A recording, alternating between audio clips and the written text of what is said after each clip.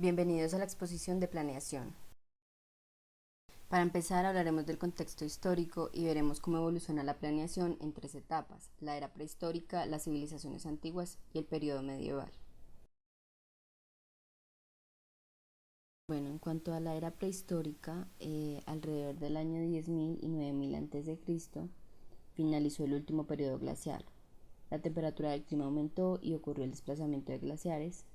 También ocurrió la desaparición gradual de manadas de herbívoros que con el tiempo fueron desplazados por otros más ágiles y dispersos. La adaptación a estas condiciones dio origen a las culturas mesolíticas, en las cuales los hombres eran recolectores y pues entonces vivían de la caza, la pesca y la recolección de frutos y nueces.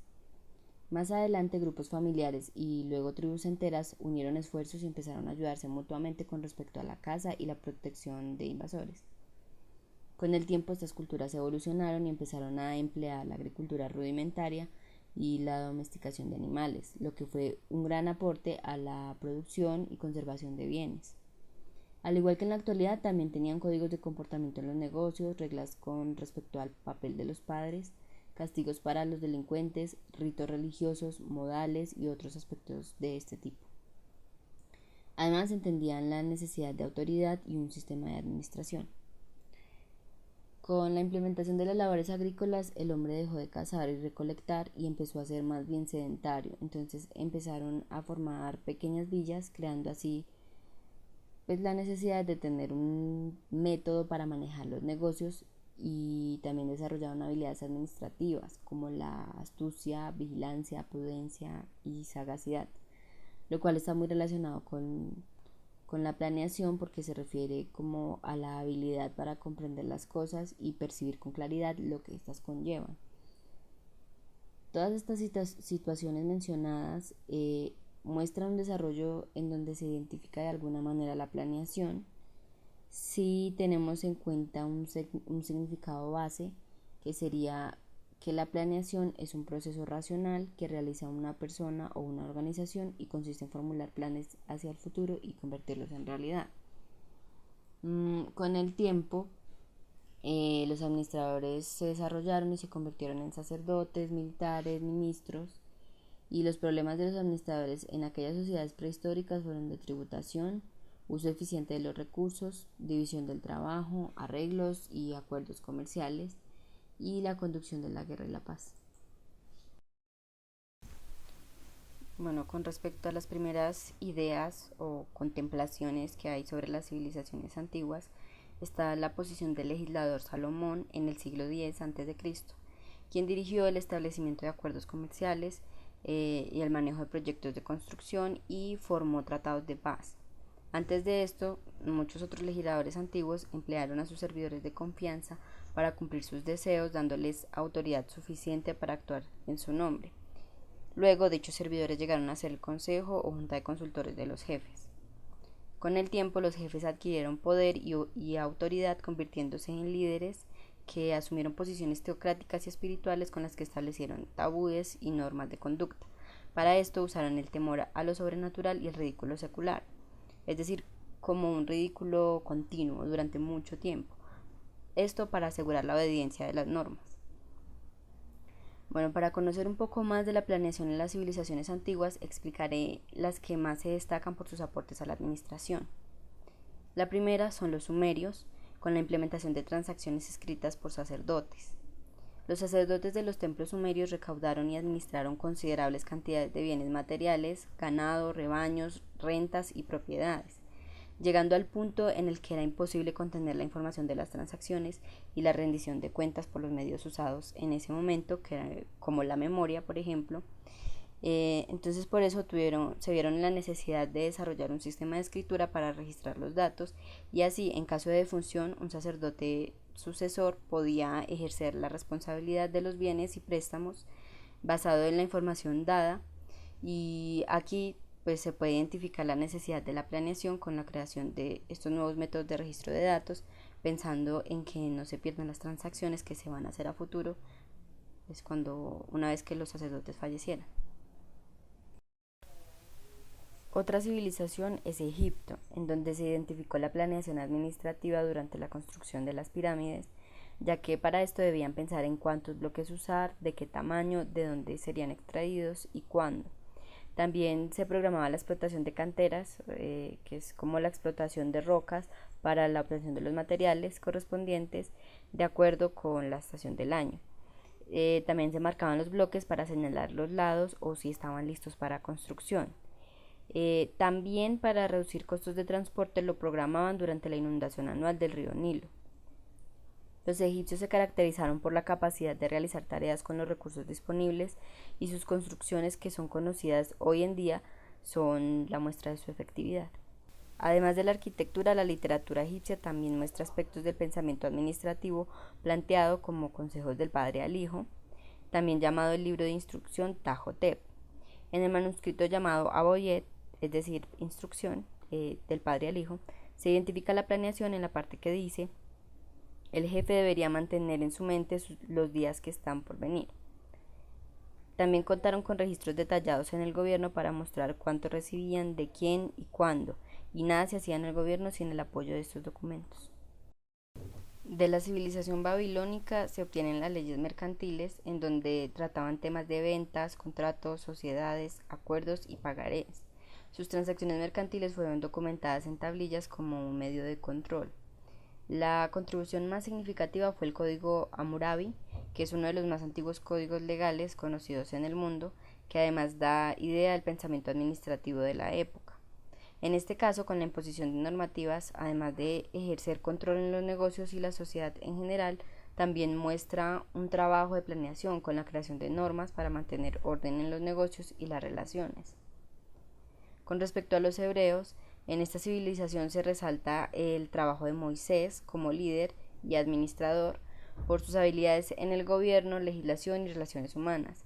Esto se vio identificado en la preparación, organización y ejecución del éxodo de los hebreos, es decir, cuando los liberó de la esclavitud de los egipcios, y se dice que Moisés hizo un gran trabajo con respecto a la selección de personal, adiestramiento y organización. Con respecto a los aportes de China está el uso de la junta directiva, ya que los emperadores Yao y Shun usaron la junta de consejo para consultar decisiones importantes. En el caso de Shun, la usó con el fin de recibir consejos sobre cómo abrir puertas de comunicación entre la corte y el imperio, para así obtener más control a través de sus súbditos. Y estas técnicas fueron usadas durante muchos años por diferentes líderes y mandatarios chinos. También están los escritos de Mencius y Zhou, en donde hacen saber su conocimiento sobre ciertos principios como planeación, organización, dirección y control. En cuanto a los escritos de Zhou, fueron alrededor del año 1100 a.C. La constitución de Zhou es un directorio de los sirvientes civiles del emperador, que iban desde el primer ministro hasta los sirvientes domésticos. Y en ese directorio también se encontraban las tareas y deberes establecidos.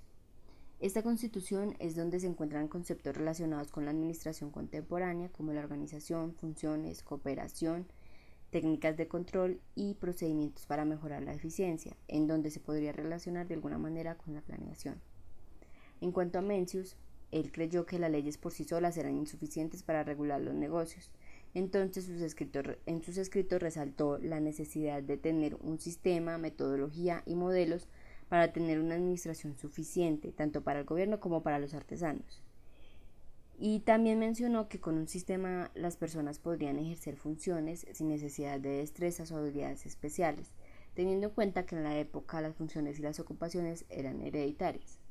Es decir, que si tus padres eran artesanos, tú también debías hacerlo y no tenías otra opción. Esto para lograr la especialización de tareas y la eficiencia. Otro de los aportes de la civilización china fue el Sun Tzu, escrito alrededor del año 500 a.C. Es el tratado militar más viejo del mundo, cuyos aportes se pueden decir que siguen siendo guía de jefes militares y administradores modernos.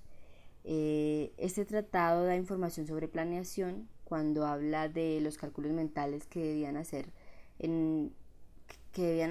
en una batalla para no perder, porque si perdían quería decir que el general no hizo suficientes cálculos. También dan información sobre dirección cuando hablan de la importancia de la claridad en las órdenes dadas por el general. En India está Kautilya, que fue un importante erudito. es decir, una persona que tiene gran conocimiento, que es muy ilustrado, en el Imperio hindú durante el siglo IV, y su principal trabajo fue el Arthasastra, escrita alrededor del 321 a.C. El Arthasastra contiene los antecedentes más antiguos sobre la administración pública, enfocado básicamente a la manera de gobernar. Allí Kautilya describió lo que un Estado debería hacer y cómo debía ser manejado para el mejoramiento de los individuos, independientemente de los temas morales. Su principal propósito fue analizar las prácticas políticas exitosas del pasado y deducir de estas lo que debía seguirse para el éxito futuro, lo que se puede identificar como una especie de planificación para reinos futuros. Bueno, en Grecia se desarrolló el gobierno democrático y también se dio el origen del método científico. La importancia del método científico lo podemos identificar más adelante en la historia en los trabajos de personas como Frederick Taylor, Henry Fayol, Frank Gilbert y otros líderes del campo de la administración. Los griegos también cuestionaron ideas y conocimientos que les permitieron el descubrimiento de investigaciones y la introducción de la ciencia y la educación en diferentes ámbitos. En esta civilización las ocupaciones y tareas también eran hereditarias.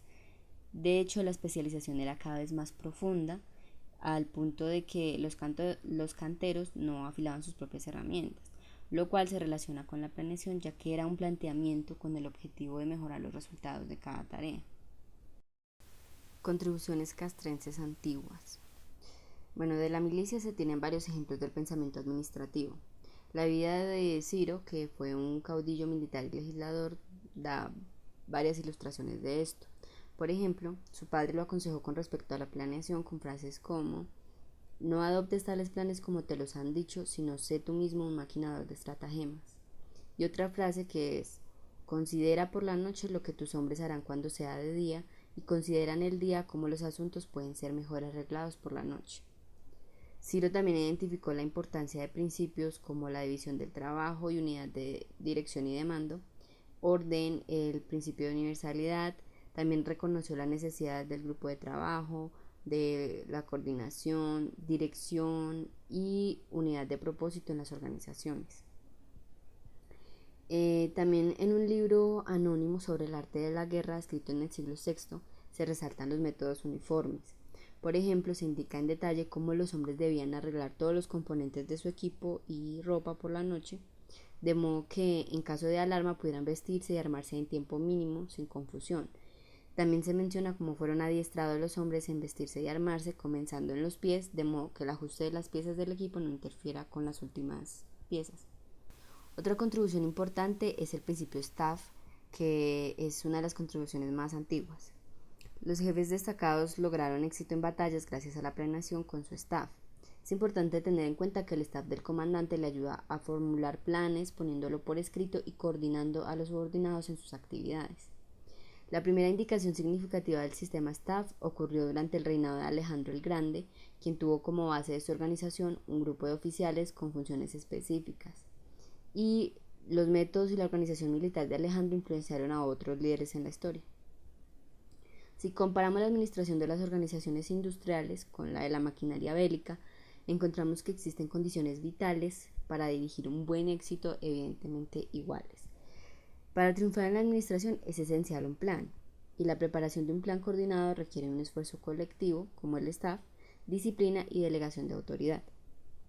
En conclusión, se puede decir que las contribuciones de la milicia a la ciencia de la organización es el legado más importante a la administración.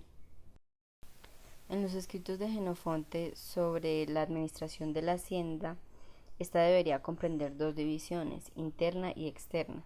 Las actividades de la división externa serían como labrar, sembrar y pastorear, y esas proveerían el producto que debe ser almacenado y cubierto por la división interna. El administrador interno está instruido para permanecer en su división y disponer de la salida de los servidores cuyo trabajo estuviese afuera y dirigir a quienes los que se quedaban adentro. Él recibía las entradas de la hacienda y se encargaba de la distribución de estas y de los gastos, teniendo en cuenta que el monto de las salidas de un año no se gastará en un mes, lo que es una indicación del uso de planificación y de presupuesto. También se habló de la práctica de control de inventarios, que permitía conocer dónde fue guardada cada cosa y cuánto había, el consumo de artículos mensual y el aprovisionamiento calculado para un año. A los romanos se les atribuye conseguir el control de una población de aproximadamente 50 millones de personas en una zona que se extendía desde Gran Bretaña hasta Siria, incluyendo Europa y el norte de África. También se les atribuye que después de la caída de Roma por fallos administrativos fueran capaces de levantar un gobierno y una estructura militar de gigantescas proporciones y dirigirlos con éxito durante años. La administración ha aprendido de los éxitos y errores de esta civilización, especialmente en cuanto a la organización, ya que fue el primer experimento del mundo en organizar un imperio tan grande. Otro aporte de los romanos fueron los libros de Catón, que brindan información de la administración rústica romana que puede llegar a ser de gran utilidad para el agricultor de hoy. Por ejemplo, Catón indica que cuando el propietario inspecciona sus tierras debe observar el progreso, es decir, qué se ha hecho y qué falta hacer. Se debe acudir al supervisor y pedir informes de lo que se ha hecho y preguntar por qué no se ha terminado todo lo demás. Después de esto seguramente recibirá respuestas como algunos trabajadores han estado enfermos, otros ausentes o que el tiempo ha sido malo. Con respecto a esto, Catón plantea que el supervisor debe hacer una comparación entre los objetivos impuestos por él y lo que se ha cumplido. Entonces, si por ejemplo el mal tiempo fue el impedimento para terminar el trabajo, el propietario debe repasar con el supervisor los trabajos que se pueden realizar a pesar del mal tiempo, como la clasificación de granos, limpiar semillas, limpiar el establo o reparar aparatos. Y al final el propietario debe dar órdenes claras al supervisor para terminar el trabajo. Catón también plantea que las cuentas de dinero, abastecimiento y provisiones deben ser anotadas para saber cuánto se ha vendido, a qué precio y cuánto está disponible para ser vendido. Finalmente señala que el propietario debe dar al supervisor un plan de trabajo por escrito para todo el año. Algunos de los planteamientos de Catón con respecto a los deberes del supervisor son mantener disciplina, respetar los derechos de los demás y proteger los propios, mantenerse ocupado, solventar las riñas y administrar los castigos correspondientes, llevar las cuentas con el patrón, planear el trabajo con anticipación suficiente, pues si algo se hace tardíamente, solo se retardará y aún detenido el trabajo los gastos continuarán. Los deberes anteriores se relacionan fuertemente con las obligaciones actuales de un capataz.